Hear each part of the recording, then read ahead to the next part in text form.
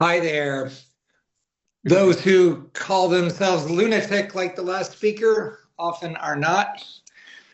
And those who call rivers healthy, sometimes those rivers are not. And that's the gist of my comment. First off, I really want to join all the many people who commend you for a very gracious style in running this meeting. It's The whole board sort of acts like role model for any of us who are in similar kinds of public meetings. I'm Chris Tucker. I'm in Palo Alto. I've lived here since childhood. I'm a new member on the Palo Alto Utility Commission. We get our water from the Tuolumne, the Hetch system, as you know. Uh, an earlier speaker used the word greenwashing to describe the Healthy Rivers Initiative, and I got to say that I agree. Um, Healthy rivers, anyone who, again, my city relies on the Tuolumne, it's the river I know the best, but anyone who looks at salmon populations, and we've heard reference to salmon-based ecosystems, everything supported by those fish populations. Anyone tracking salmon trends or the obstacles to salmon migration or the deadly rise in water temperatures or the invasive species like bass that thrive and kill the salmon and the toxic algae blooms we've heard all about that kill the fish and much more. Uh, you know, and finally, isn't it true that the salmon fishing has closed 4 or 5 times in the last 15 years and will likely close again this year? And so that's why I'm struck by the name Healthy Rivers. My city in Palo Alto backs the Bay Delta Plan, and I join the many speakers who call on the State Water Board, please, to back it also. In other words, to make it happen. As I understand the situation, that means 60 to 70% of the theoretical unimpaired flow, not the 40 to 50% that the so-called voluntary agreements would allow. And for me, there's another aspect. I mentioned the Utilities Commission in my city.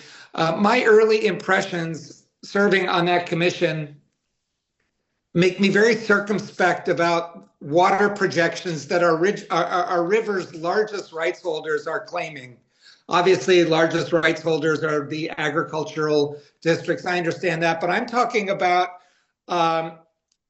in the urban, the urban and residential water sector. We get our water from the San Francisco SFPUC. They run Hetch on the Tuolumne, and I observe the largest, I think it's one of the largest NorCal water utilities or water providers, with demand projections that consistently, year after year, for decades, miss the mark, significantly overestimate the amount of water that they'll need, that their markets, their consumers, their businesses will need.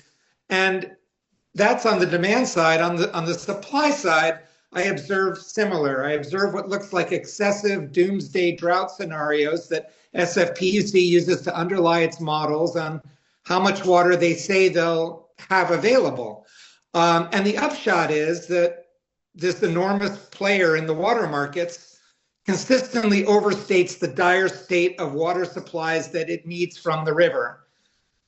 And so the so-called healthy river that I perhaps know the best, the Tuolumne, is threatened not just by water diversion for agriculture, and my view on agriculture usage is that it's far short of optimal. An earlier speaker extolled the tomato, and that's great, but perhaps not so much alfalfa and rice and almonds that go for export markets. But again, my point is that the Tuolumne, just to name one river, is threatened not just by competition with the ag districts, but also by the politics of urban and suburban water districts. We've heard from several of them today. Of course, they're there in person. They know all the acronyms and the inside baseball jargon. But in my limited view, it really looks like there are a lot of scare tactic projections that go into talking about demand and usage, that go into talking about supply and the risk of droughts, all of which are real. But I perceive them to be grossly exaggerated, and all of them are used to argue against higher unimpaired flow rates. So I'll wrap things up. Yes. I think that from what I understand, 60 to 70% flow rates, 70% flow rates are a livable solution.